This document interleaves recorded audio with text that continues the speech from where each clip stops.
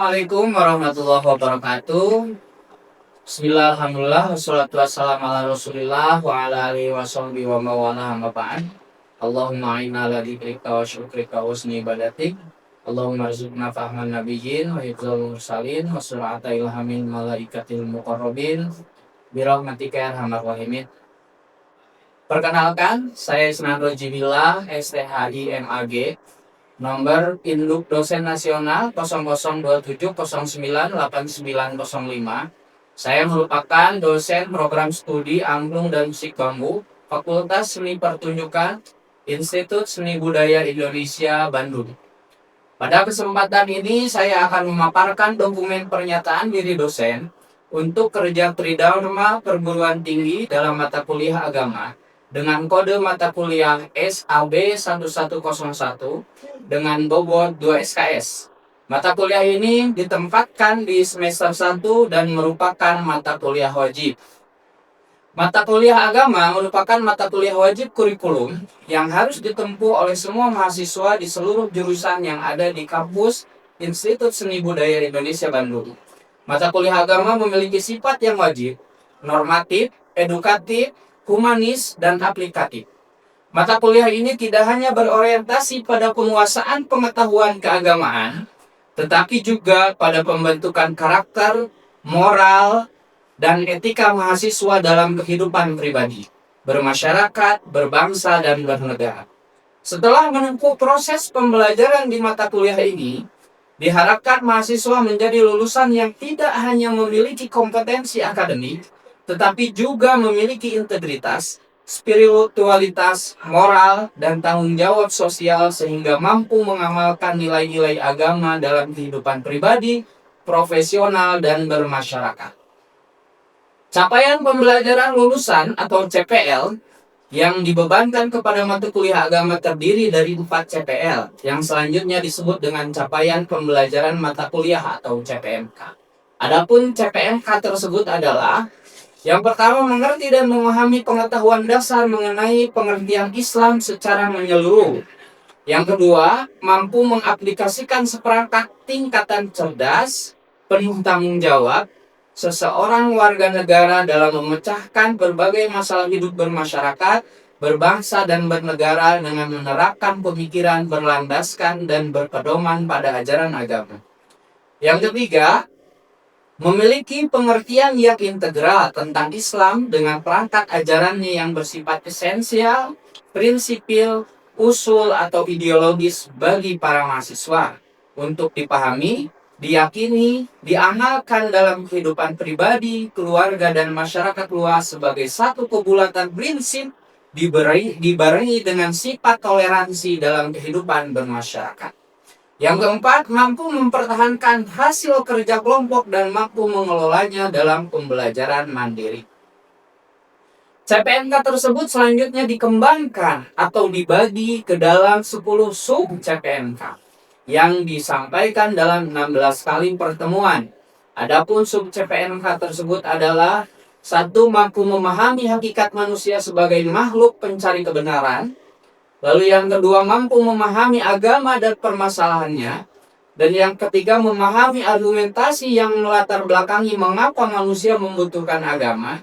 Yang keempat, mampu memahami konsep Al-Quran tentang penciptaan manusia, menyadari kedudukannya sebagai makhluk yang merupakan bagian dari alam semesta, dan merasakan mutlaknya agama bagi kehidupan manusia. Yang kelima, mampu meyakini agama Islam sebagai agama wahyu yang memberi petunjuk bagi manusia. Yang keenam, mampu memahami pandangan hidup muslim terhadap berbagai persoalan asasi hidup manusia. Dan yang ketujuh, mampu memahami pengertian, ruang lingkup, serta relevansi antara agama dan budaya. Dan yang kedelapan, mampu memahami Islam sebagai agama yang mengatur hubungan manusia dengan Tuhan, sesama manusia, dan dengan alam semesta. Yang kesembilan, mampu memahami konsepsi muslim paripurna atau insan kamil. Dan yang kesepuluh, mampu memahami konsepsi kesenian dalam Islam. Proses perkuliahan mata kuliah agama dilakukan secara sinkronus atau tatap muka dan asinkronus atau self-learning dengan menerapkan unsur DIA, yakni Delivery, Interaction, and Assessment. Delivery atau Transfer ilmu dilakukan dengan metode ceramah, pemberian materi melalui diktat yang tersedia, apresiasi karya dalam bentuk audiovisual yang telah disediakan oleh dosen atau referensi lain yang tersedia di berbagai media yang direkomendasikan oleh dosen. Interaction dalam mata kuliah ini yaitu dengan diskusi antara dosen dan mahasiswa. Dan assessment dalam mata kuliah ini dilakukan dalam bentuk non-tes dan tes. Non-tes berupa keaktifan di kelas, lalu tes berupa praktik yang dibagi menjadi 3 jenis, yaitu tugas, UTS, dan UAS. Tugas terdiri dari 2 tugas. Yang pertama adalah tugas makalah, yang kedua adalah tugas menyusun proyek video tentang moderasi beragama. Lalu UTS mempresentasikan tugas yang kedua, yakni rancangan dan susunan konsep. Lalu yang ketiga UAS menyajikan video dilengkapi dokumen deskripsi karya. Dengan demikian, asesmen terdiri dari 3 unsur penilaian. Yang pertama, tugas memiliki bobot 20%, terdiri dari tugas-tugas dan keaktifan di kelas. Yang kedua, UTS memiliki bobot 30%, dan yang ketiga, UAS memiliki bobot 50%. Pada kesempatan ini, pembelajaran pada mata kuliah agama akan membahas materi pada pertemuan kelima, yaitu hakikat penciptaan manusia yang akan tersaji pada tayangan video pembelajaran berikut ini. Assalamualaikum warahmatullahi wabarakatuh. Waalaikumsalam warahmatullahi wabarakatuh. Oke teman-teman, kita bertemu lagi pada mata kuliah agama hari ini, hari Senin. Sebelum kita mulai pada pembahasan mata kuliah, saya akan mengabsen dulu ya. Yang ada mohon bilang hadir. Yang pertama Indra Syafaat hadir. Alman Syah Fauzi hadir. Isam Nur Seha hadir. Adi Hilmi hadir. Randy hadir. Rahmat Mulyana hadir. Haikal Hayatuddin hadir. Ropi Awaludin hadir. Ada. Rizky Asipani hadir. Oke. Denda Mazhar hadir. Dery Agustin hadir. Agni Azami hadir. Oke, hadir semua ya. Oke, baik teman-teman semua. Pada pertemuan kali ini kita akan membahas tentang hakikat penciptaan manusia ya. Oke. Lalu selanjutnya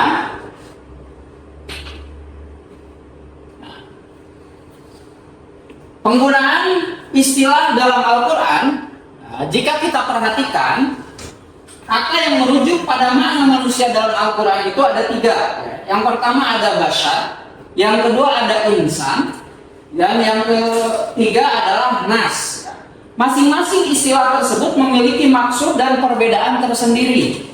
Perbedaan tersebut dapat dilihat dalam diagram sebagai berikut. Yang pertama ada bashar.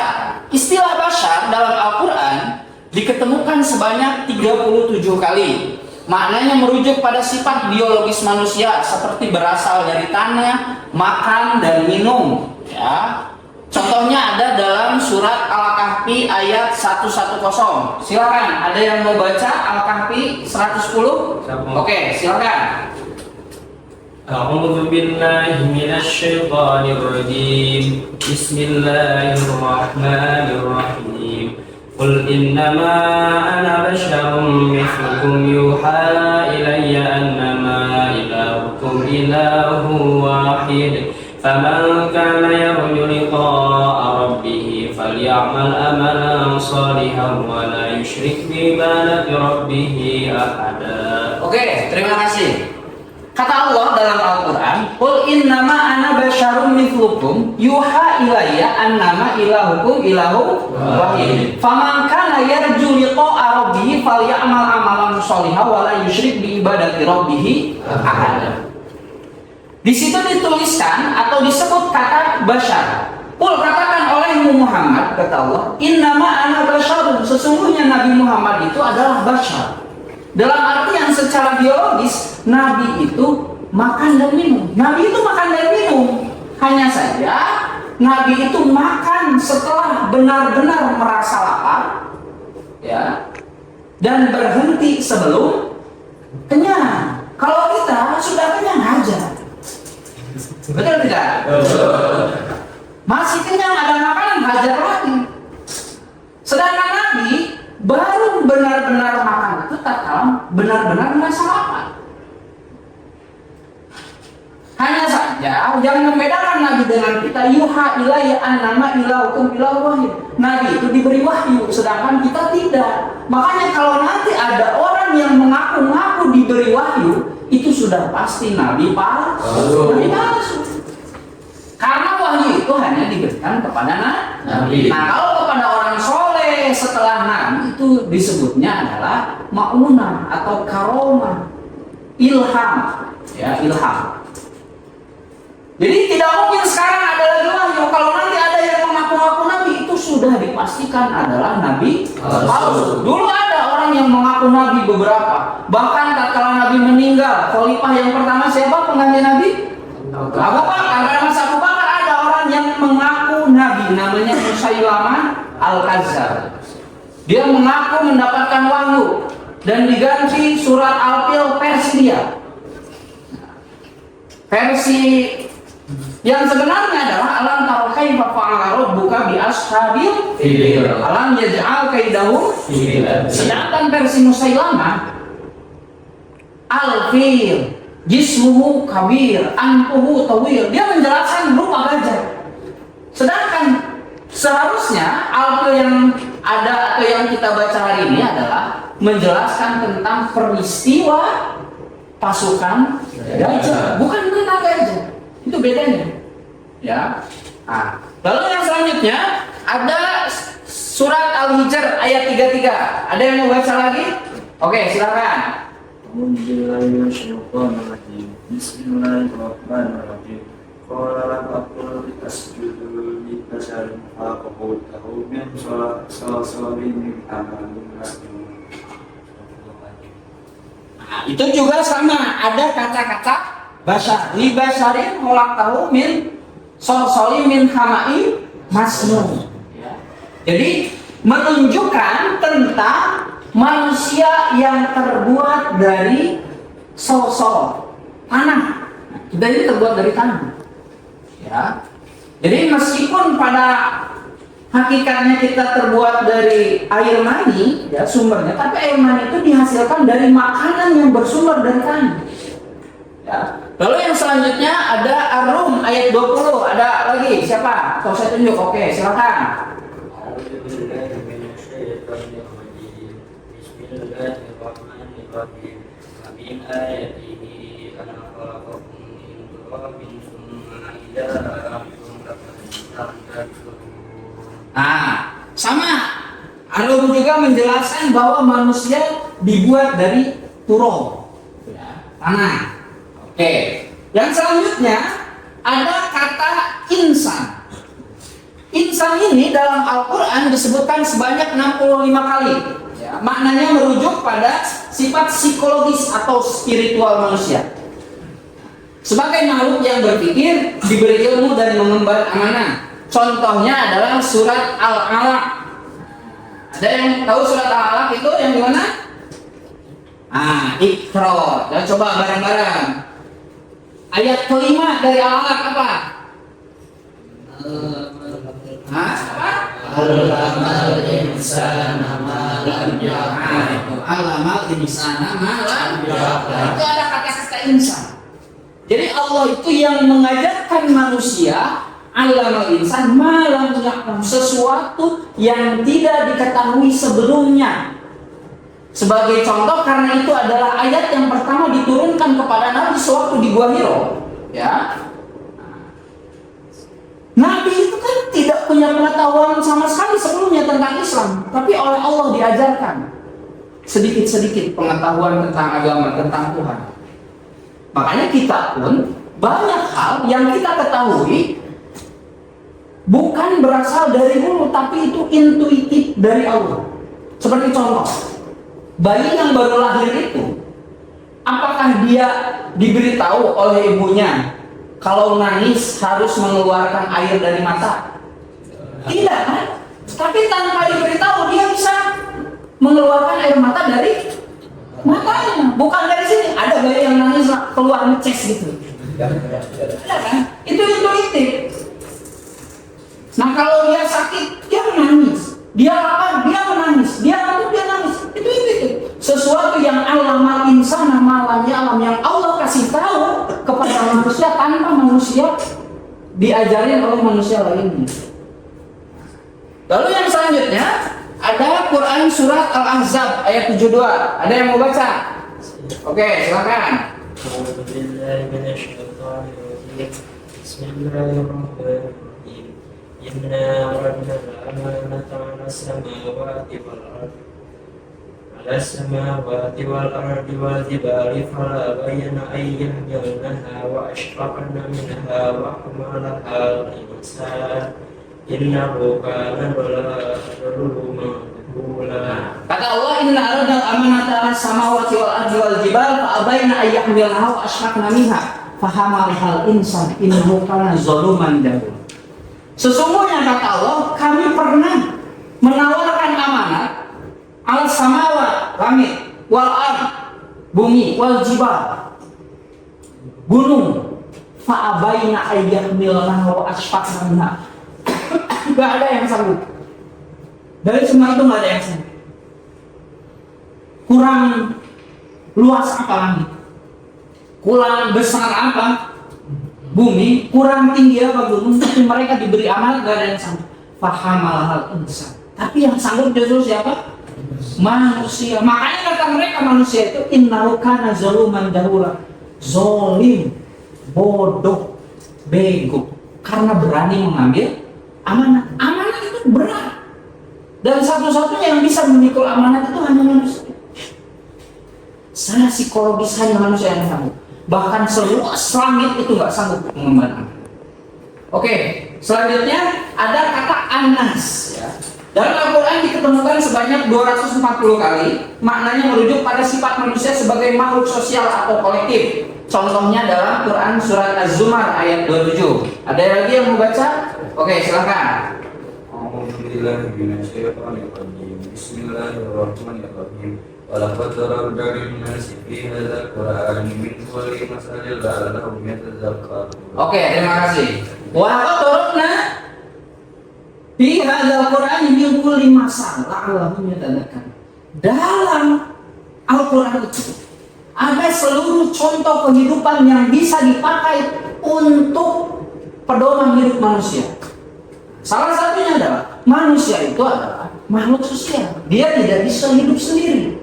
Kecuali kalau Anda jadi Tarzan di hutan, mungkin itu bisa. Tapi secara umum manusia itu tidak bisa hidup sendiri, betul tidak? Betul. Anda baru lahir, bisa lahir sendiri. Udah gitu langsung ke WC membersihkan diri, mau mandi bekas darah. Ada yang seperti itu. Kalau ada bayi kayak gitu disebut apa? Siluman. Gak mungkin disebut bayi manusia. Nah, makanya kita itu memerlukan bantuan orang lain untuk hidup. Tidak bisa berjalan sendiri. Dosen disebut dosen karena ada mahasiswanya. Mahasiswa disebut mahasiswa karena ada dosennya. Coba Anda datang ke kampus lalu nggak ada yang mau ngajar Anda, disebut mahasiswa tidak? Tidak. Dosen pun demikian. Bukannya sekolahnya ke luar negeri selesai dan lain sebagainya, tapi nggak ada yang mau belajar sama dia, nggak pernah jadi dosen. Nah, oke. Selanjutnya, ya, persamaan dan perbedaan manusia dengan makhluk lain secara umum antara manusia dengan makhluk Allah yang lainnya, baik itu jin, malaikat yang lain, memiliki kesamaan di sisi orientasi tujuan penciptaannya, yaitu sama-sama diberi tugas untuk beribadah kepada Allah Subhanahu wa Ta'ala. Ya. Hanya saja banyak atau ada makhluk Allah yang tidak turut, ya, yang di dalam Al-Quran dikisahkan adalah siapa? Iblis, ya. Nah, iblis itu sebenarnya adalah penghuni surga, tapi karena tidak tunduk kepada perintah Allah untuk bersujud kepada Adam, akhirnya dia dikeluarkan dari surga. Ya. Lalu yang selanjutnya, tujuan penciptaan manusia, ya, adalah wa ma khalaqtul jinna wal insa illa liya'budun. Ya. Manusia diciptakan bersama jin adalah untuk beribadah. Ya. Ibadah itu terbagi dua, ada yang disebut mahdoh dan goir mahdoh. Kalau mahdoh itu vertikal, ya, kalau goir mahdoh itu horizontal. Lalu yang selanjutnya, ya, proses penciptaan manusia. Ada sebuah hadis, ya. Nah, kalau kita baca itu hadisun Abdullah bin Mas'ud radhiyallahu anhu, qala Rasulullah sallallahu alaihi wasallam wa huwa shadiqul masduq. Anna ahadukum yajma'u qalbu fi batni ummi arba'ina yawman summa yakunu fi dzalika 'alaqah mislu dzalik summa yakunu fi dzalika mudghah mislu dzalik summa yursalul malak fa yunfaqiru wa yu'maru bi arba'i kalimatin bi kutubihi wa rizqihi wa ajalihi wa amalihi wa syaqiyyun aw sa'id. Ini kalau diterjemahkan seperti ini. Jadi proses penciptaan manusia itu, ya, 40 hari pertama itu disebut nutfah, ya. Nah, pembuahan, setelah 40 hari jadi alaqah. Nah, 40 hari lagi kemudian jadi mudghah, ya. Setelah sempurna ini baru izom, terbentuk tulang. Setelah 40 jadi berapa hari? 120. Biasanya berapa bulan berarti itu? 4 bulan. Makanya suka ada tradisi 4 bulan. Kenapa ada tradisi itu? Karena saat usia 120 hari dalam kandungan itu fayun fahufihi ruh, ditiupkanlah ruh. Jadi mulai ada ruh. Sebelum 4 bulan itu belum ada ruh, itu hanya segumpal daging dan darah saja. Tapi setelah 4 bulan itu wayuk naruh di arba'i kalimatin. Nah, setelah ditiupkan ruh, barulah ditentukan amalnya, apakah dia nanti lebih banyak amal baik atau tidak, ajalnya, apakah dia umurnya panjang atau pendek, au syaqiyyun au sa'idun, apakah dia nanti lebih banyak senangnya atau tidak. Nah, itu ditentukan saat berumur berapa? 4 bulan. Makanya suka ada kebiasaan 4 bulanan. Apakah itu boleh? Boleh, silakan. Om berdoa, ya.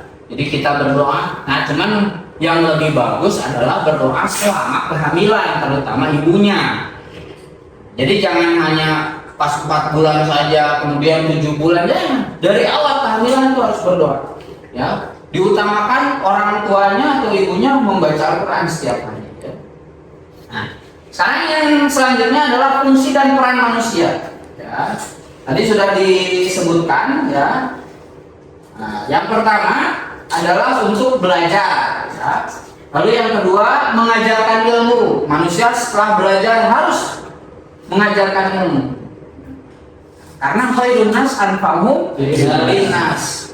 Nah, jadi sebaik-baiknya manusia adalah yang mengajarkan manusia atau yang bermanfaat kepada manusia lain. Nah, salah satu bermanfaat adalah mengajarkan ilmunya. Jangan sampai kita termasuk orang yang menyembunyikan ilmu. Apalagi kalau Anda luar biasa punya karya dan lain sebagainya. Lalu yang ketiga membudayakan ilmu. Nah, ini yang lebih susah. Setelah tahu ilmunya dirasakan. Contoh kita belajar tentang tata cara ibadah. Ibadah tidak dilakukan, hanya tahu caranya tapi nggak pernah dilakukan. Lalu yang selanjutnya di dalam Al-Quran disebutkan fungsi dan peranan yang diberikan Allah kepada manusia. Yang pertama adalah menjadi Abdullah, abdi Allah, hamba Allah. Ditugasnya beribadah. Lalu yang kedua menjadi saksi Allah. Saksi Allah itu berarti melihat seluruh keagungan Allah. Nah, kita hari ini kan bisa melihat keagungan Allah.